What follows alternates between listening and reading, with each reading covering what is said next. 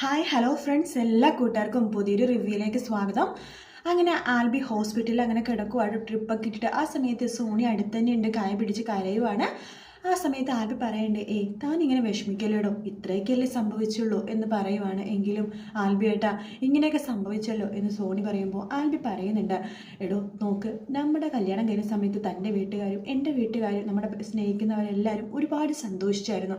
അങ്ങനെ ഒരുപാട് സന്തോഷിച്ചപ്പോൾ ദൈവം തമ്പുരാൻ വിചാരിച്ച് കാണുമായിരിക്കും, എങ്കിൽ ഇവർക്ക് കുറച്ച് വിഷമൊരുക്കട്ടെ എന്ന്. അതുകൊണ്ടിട്ടായിരിക്കും താൻ ഇതൊന്ന് കാര്യത്തിലാക്കണ്ട എന്നിങ്ങനെ പറയാണ്. ആട്ടെ, താൻ ഈ കാര്യങ്ങൾ ആർക്കെങ്കിലും പറഞ്ഞു എന്ന് ചോദിക്കുമ്പോൾ ഞാൻ കിരണേട്ടനെ വിവരം അറിയിച്ചു.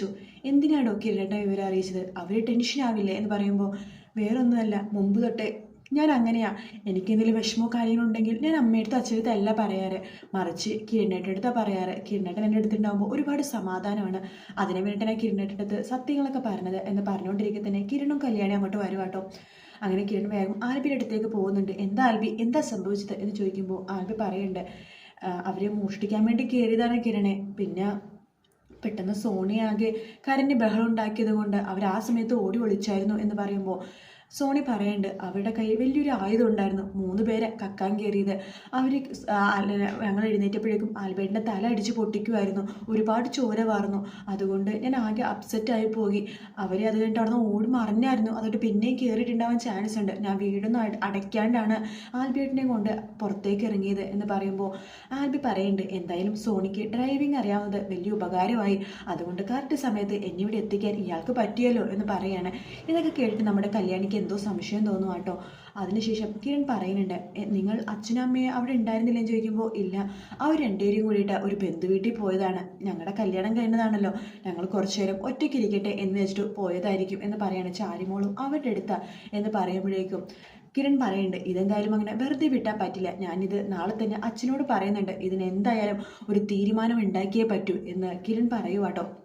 അതിനുശേഷം രാത്രി നമ്മുടെ വിക്രം പാത്തും പതുങ്ങി കള്ളനെ പോലെ തിരിച്ച് വീട്ടിലേക്ക് വരുന്നത് ശരണ്യെ കാണുന്നുണ്ട്. ആ സമയത്ത് ശരണ്യ അവിടെ നിന്ന് ഒളിഞ്ഞു നിന്നിട്ടാണ് കാണുന്നത്. ശരണ്യ മനസ്സിൽ വിചാരിക്കുകയാണ്, ഇവർ ഈ സമയത്ത് എവിടെയായി പോയി വരണത്, എന്തായാലും കണ്ടുപിടിച്ചേ പറ്റൂ എന്ന് ശരണ്യ വിചാരിക്കുന്നുണ്ട്.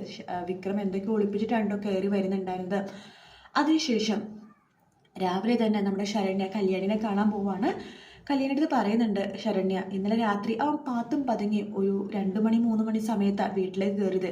കല്യാണി ചേച്ചി പറഞ്ഞു വെച്ച് നോക്കുകയാണെങ്കിൽ അവൻ തന്നെയാണ് ഇന്നലെ സോണിൻ്റെ വീട്ടിൽ കയറിയിട്ടുണ്ടാവുക എന്ന് പറയുമ്പോൾ കല്യാണി പറയുന്നുണ്ട്, അതെ അവൻ തന്നെയാകും, അത് 100% ഉറപ്പാണ്. കാരണം ശരണ്യ ഞങ്ങൾ എല്ലാവരെയും വിളിച്ച് സദ്യ തന്നതും ഭക്ഷണം കഴിച്ചതും അവന് തീരെ പിടിച്ചിട്ടില്ല. അതുകൊണ്ട് ആൽബർട്ടിൻ്റെ തല അടിച്ച് പൊട്ടിച്ചിട്ടാണ് അവൻ അവിടെ നിന്ന് പോയത് എന്ന് പറയുമ്പോൾ ശരണ്യ പഴയ കാര്യങ്ങൾ ആലോചിക്കുകയാണ്. ശരണ്യയുടെ ഭർത്താവിനും ഇതേ അനുഭവം തന്നെ ഉണ്ടായല്ലോ എന്ന് ആലോചിച്ചിട്ട് ആ സമയത്ത് ശരണ്യ പറയുന്നുണ്ട്, അവനാണിത് ചെയ്തെങ്കിൽ തീർച്ചയായിട്ടും അവൻ അനുഭവിക്കണം ചേച്ചി, ഇനി അവനെ വെറുതെ വിട്ടിട്ട് കാര്യമില്ല എന്ന് പറയുമ്പോൾ കല്യാണി പറയുന്നുണ്ട്, അത് ശരണ്യ പറഞ്ഞില്ലെങ്കിൽ ഞാൻ അങ്ങനെ തന്നെയാണ് തീരുമാനിച്ചേക്കണത്. ഇത് ചെയ്തത് അവനാണെങ്കിൽ ഇനി അവനെ മാപ്പില്ല, അവൻ എല്ലാത്തിനുള്ള ശിക്ഷ അനുഭവിച്ചേ പറ്റൂ. സോണിന് ഇത്ര നാൾ കരയിപ്പിച്ചതിനും ആൽബിയേട്ടിനെ ഉപദ്രവിച്ചതിനും അതുപോലെ തന്നെ നിന്നെ ഉപദ്രവിച്ചതിനും അതിന് ഒരുപാട് പേരെ കരയിപ്പിച്ചിട്ടുണ്ട് അവൻ. അതിനെല്ലാത്തിനും അവൻ അനുഭവിച്ചിട്ട് പറ്റൂ. അവൻ്റെ അച്ഛനെ ഞാൻ മുതൽ അവനെ ജയിലിൽ വന്ന് കാണട്ടെ, അതിനെ തീരുമാനിച്ചു ശരണ്യ, ഞാൻ നിന്നെ വിളിക്കും, അപ്പം ആ സമയത്ത് നീയും വരണം. ശരി ചേച്ചി എന്ന് പറയുവാണ്. അങ്ങനെ നമ്മുടെ കല്യാണി അവിടെ നിന്ന് പോകുവാണ്. അതേസമയം ശരണ്യയുടെ വീട്ടിലാണെങ്കിൽ വിക്രം പ്രകാശിനോട് മുത്തശ്ശിയെടുത്ത് പറയുന്നുണ്ട്, നമുക്ക് എത്രയും പെട്ടെന്ന് ഇവിടുന്ന് മാറണം. മാറണമെന്നോ? അതിന് നമ്മുടെ കയ്യിൽ ഇവിടുന്ന പൈസയൊക്കെ ആണെങ്കിൽ ഇങ്ങനെ ഒപ്പിച്ചോളാം, എങ്ങനെയെങ്കിലും ഒപ്പിച്ചോളാം. നീ എവിടെ നിന്ന് ഒപ്പിക്കാനാണോ നീ പറയണത് എന്ന് പ്രകാശൻ ചോദിക്കുകയാണ്. എന്താ മുമ്പത്തെ പോലെ വല്ല മോഷ്ടിക്കാനാണോ? ദേ വിക്രമെ മോഷ്ടിച്ച പൈസ എങ്ങനെ ഇവിടെ കൊണ്ടുവന്നിട്ടുണ്ടല്ലോ, ഞാൻ കൊല്ലാൻ പോണെന്ന് നിന്നെ ആയിരിക്കും എന്ന് പറയുമ്പോൾ അച്ഛൻ എന്തിനാ ഭാര്യ കാര്യങ്ങളൊക്കെ അന്വേഷിക്കേണ്ടത്, പണം വല്ല വരിയൊന്നും അച്ഛൻ ആലോചിക്കേണ്ട എന്നിങ്ങനെ പറയുവാണ്. ആ സമയത്ത് വിക്രം പറയണ്ടേ, എന്തായാലും ഇവിടെ നിന്നിട്ടുള്ള താമസം നമുക്ക് മതി, ഇവിടെയുള്ള താടക ഉണ്ടല്ലോ ശരണ്യ, അവളുടെ കൂടെ ജീവിച്ച് എനിക്ക് മതിയായി, അതുകൊണ്ട് നമുക്ക് ഇവിടെ നിന്ന് എത്രയും പെട്ടെന്ന് പോകണം എന്ന് പറയണേ, അല്ലെങ്കിൽ എന്നെ അവളെ കൊല്ലും എന്ന് പറയുമ്പോൾ മുത്തശ്ശി അച്ഛൻ പറയുന്നുണ്ട് കേട്ടോ, അതിന് അവളെ കൊല്ലാനുള്ള കൈക്കരുത്ത് നിനക്കുണ്ടോ, നേരെ നിന്നിട്ട് അടി പിടിക്കാൻ പോലുള്ള കരുത്ത് നിനക്കില്ലല്ലോടാന്ന് പറയുവാണ്. അതിനുശേഷം കാണിക്കുന്നത് വിക്രത്തെയാണ്. വിക്രം ഒരു പെട്ടിക്കടയിൽ നിന്ന് സോഡയൊക്കെ കുടിച്ചുകൊണ്ടിരിക്കുന്ന സമയത്ത് അവിടേക്ക് കല്യാണി വണ്ടിയിൽ പോകുമ്പോൾ വിക്രത്തെ പെട്ടെന്ന് കാണുവാട്ടോ. വണ്ടി ഒന്ന് നിർത്ത് എന്ന് പറഞ്ഞിട്ട് വിക്രത്തിൻ്റെ അടുത്തേക്ക് പോകുവാണ് കല്യാണി. അതിനുശേഷം വിക്രത്തോട് ചോദിക്കുന്നുണ്ട്, എടാ ഇന്നലെ രാത്രി നീ എവിടെയായിരുന്നു ഇവിടെ എന്ന് ചോദിക്കുമ്പോൾ ഊട്ടിയിലെ എന്താ ചോദിക്കുമ്പോൾ സത്യം പറയടാ, ഇന്നലെ രാത്രി നീ സോണിയുടെ വീട്ടിൽ കയറിയില്ലേ, ആൽബിയുടെ തല തല്ലിപ്പൊടിച്ചത് നീയല്ലേ എടാ എന്ന് പറയുമ്പോൾ ആൽബിയുടെ തലയോ? ഓഹോ, അവൻ്റെ തല തല്ലിപ്പൊളിഞ്ഞോ? നന്നായി, അവൻ്റെ അഹങ്കാരത്തിന് അത് വേണം എന്ന് പറയാണ്. എടാ സത്യം പറ, നീയല്ലടാ അത് ചെയ്തത് എന്ന് പറയുമ്പോൾ അത് ഞാൻ നിൻ്റെ അടുത്ത് മറുപടി പറയേണ്ട കാര്യം എന്താടി? നീ എൻ്റെ അടുത്ത് പറയണ്ട, പക്ഷേ നാളെ നിൻ്റെ വീട്ടിൽ വരേണ്ടവർ വരും, അവരുടെ അടുത്ത് നീ മറുപടി പറഞ്ഞേ പറ്റൂ. വരേണ്ടവർ വരട്ടെ, അപ്പം ഞാൻ മറുപടി പറഞ്ഞോളാം എന്ന് വിക്രം പറയാണ്. എടാ നിനക്ക് കിട്ടിയതൊന്നും പോരാ അല്ലേടാ എന്ന് പറയാണ്. കിട്ടിയതൊന്നും പോരാ, അവൻ്റെ തല തല്ലി പൊളിച്ചെന്നല്ലേ നീ പറഞ്ഞത്? പക്ഷേ അവനൊന്ന് ചാവണമായിരുന്നു, എങ്കിലേ എനിക്ക് സന്തോഷമാവുള്ളൂ, അത്ര അഹങ്കാരം അവന് എന്ന് പറയാണ്. അതിനുശേഷം അവൾ ആ കുഞ്ഞില്ലാത്ത കൊച്ചിനെ കൊണ്ട് നടക്കട്ടേടി എന്ന് പറയുവാണ്. അത് കേൾക്കണ നമ്മുടെ കല്യാണി വിക്രത്തിൻ്റെ മുഖത്ത് അങ്ങോട്ടും ഇങ്ങോട്ടും മാറിയും തിരിഞ്ഞും അടിക്കുക കേട്ടോ. അപ്പോഴേക്കാണ് ആൾക്കാരൊക്കെ കൂടുന്നുണ്ട്. എന്താ കൊച്ചെ, എന്താ കാര്യം ചോദിക്കുമ്പോൾ കല്യാണി പറയണ്ട, ഇവൻ ഫ്രോഡാ, ഇവൻ എന്താ ചെയ്തതെന്ന് ചോദിക്കുമ്പോൾ അത് ഞാൻ നിങ്ങൾക്ക് പറയേണ്ട കാര്യമില്ല എന്ന് കല്യാണി നാട്ടുകാർക്ക് പറയുക. ആ സമയത്ത് വിക്രം നാട്ടുകാരോട് പറയുന്നുണ്ട്, ഞാൻ ഒന്നും ചെയ്തില്ല, നിങ്ങൾ കണ്ടില്ല, വെറുതെ വന്ന് അടിക്കുമായിരുന്നു എന്ന് പറയുമ്പോൾ കല്യാണി പറയുന്നുണ്ട്, എടാ നീ ഒന്നും ചെയ്തില്ല അല്ലേടാ, നീ അനുഭവിക്കൂടാ, നിന്നെ നോക്കിക്കോ, നിന്നെ വെറുതെ വിടില്ല, ഫ്രോഡ് കള്ളൻ എന്നൊക്കെ പറഞ്ഞിട്ട് കല്യാണി അവിടുന്ന് പോകുവാട്ട്. ആ സമയത്ത് നാട്ടുകാരെ വിക്രത്തോട് ചോദിക്കട്ടെ, എന്താ കൊച്ചെ കാര്യം ചോദിക്കുമ്പോൾ വിക്രം പറയണ്ട, അവളെ പെണ്ണല്ല ആണിൻ്റെ കൈക്കരുത്ത്, അതിൻ്റെ അഹങ്കാരം അവൾ തീർത്തത് എന്ന് പറഞ്ഞിട്ട് വിക്രം അവിടെ നിന്ന് പോകുക കേട്ടോ. അതിനുശേഷം കല്യാണിനെ പേടിപ്പിച്ചിട്ടാണ് പോണത്, നിന്നെ വെച്ചിട്ടുണ്ടാ എന്നൊക്കെ പറഞ്ഞിട്ട് ഇങ്ങനെ പേടിപ്പിച്ചിട്ടാണ് പോണത്. വിക്രം നേരെ വീട്ടിലേക്ക് വരുമ്പോൾ പ്രകാശനും മുത്തശ്ശനും ചോദിക്കേണ്ട, അയ്യോ മോനെ നിന്റെ മുഖത്ത് എന്ത് പറ്റിയിടാന്ന് ചോദിക്കുമ്പോൾ ഇത് അവൾ ചെയ്തത്. ആര്? ആ കല്യാണി.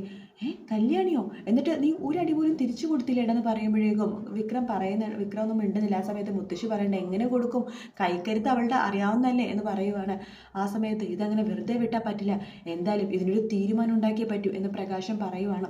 ആ സമയത്ത് പ്രകാശിൻ്റെ ഫോണിലേക്ക് ഷാരി വിളിക്കുന്നുണ്ട്. ഷാരിയും വിളിച്ചിട്ട് പ്രകാശിനോട് കാണണമെന്നെന്തോ പറയുകയാണ്. പ്രകാശൻ എവിടെയാ? ഓക്കെ ഞാൻ ഇപ്പോൾ വരാം എന്ന് പറഞ്ഞിട്ട് ഫോൺ വെക്കുവാണ്. ഷാരി രാഹുലിൻ്റെ ഭാര്യയെ വിളിച്ചത്, അവരുടെ ഭാര്യക്കും മകൾക്കും എന്നെ ഒന്ന് കാണണമെന്ന്, നീയും വാടാ. ഞാനെന്തിനാ വരുന്നത് എന്ന് പറയുമ്പോൾ നീ വന്നം, നിന്റെ മുഖത്തെ പാടുണ്ടല്ലോ അത് അവരും കാണണം എന്ന് പറയുവാണ്. അങ്ങനെ വിക്രത്തെ കൂട്ടിക്കൊണ്ട് പ്രകാശ് ഷാരിയുടെയും സരയുടെ അടുത്തേക്ക് പോകുക.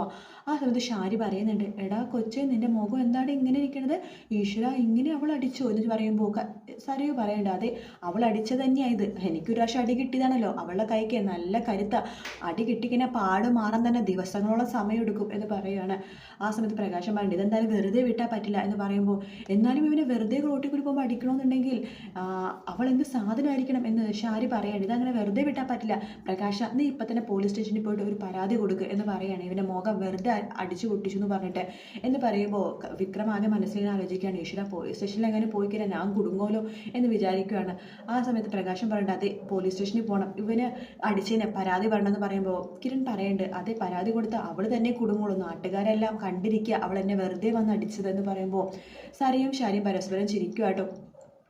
അതിനുശേഷം ഷാരി പറയണ്ട, അതെ നിങ്ങൾ ഇപ്പം തന്നെ പോലീസ് സ്റ്റേഷനിൽ പോയിട്ട് ഒരു പരാതി കൊടുക്കണം എന്ന് പറയുകയാണ്. ആ സമയത്ത് വിക്രത്തിനാണെങ്കിൽ ആകെ ടെൻഷനും ആവുന്നുണ്ട് കേട്ടോ. ഈശ്വര പോലീസ് സ്റ്റേഷനിൽ പോയി കഴിഞ്ഞാൽ എൻ്റെ എല്ലാ കള്ളത്തരവും പൊളിയോലോ ഒന്ന് ആലോചിച്ച് അന്ന് ടെൻഷൻ അടിച്ചിരിക്കുന്ന വിക്രത്തെ കാണിച്ചിട്ടാണ് എപ്പിസോഡ് തീരുന്നത്. വീഡിയോ ഇഷ്ടപ്പെട്ടെങ്കിൽ ലൈക്ക് ചെയ്യുക, സബ്സ്ക്രൈബ് ചെയ്യുക, കമൻറ്റ് ചെയ്യുക. മറ്റൊരു വീഡിയോ ആയിട്ട് വീണ്ടും കാണാം. Take care, bye bye.